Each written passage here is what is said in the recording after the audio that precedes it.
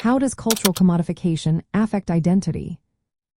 How does cultural commodification affect identity?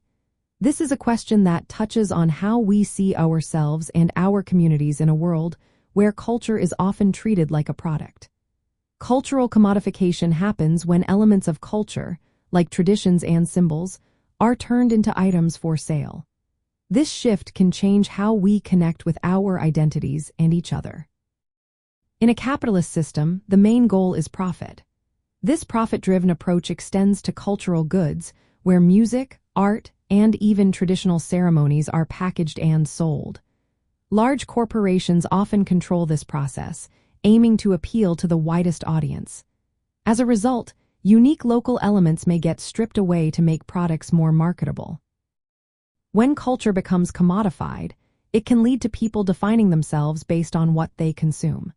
Instead of forming identities through relationships or community ties, people may start to identify themselves by the brands they wear or the music they listen to. This shift can weaken traditional sources of identity, such as family and local customs, replacing them with consumer-based identities. Moreover, commodification can strip cultural practices of their original meaning. For instance, a traditional ceremony that once held deep significance may become a performance for tourists. This transformation can disconnect individuals from their own culture and heritage, making it feel less authentic. Another effect of commodification is the homogenization of culture.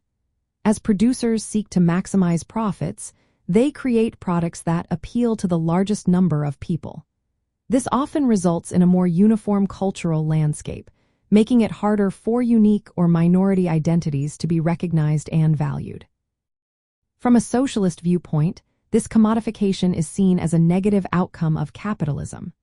Socialists argue that when culture is treated as a commodity, it becomes subject to the same inequalities as other goods.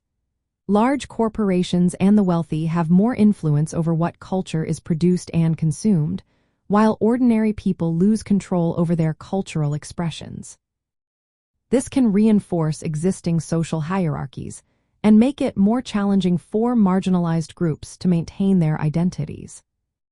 In practical terms, socialists may advocate for alternative ways to organize culture that are not driven by profit. This could involve supporting community-based cultural projects and protecting traditional practices from commercial exploitation.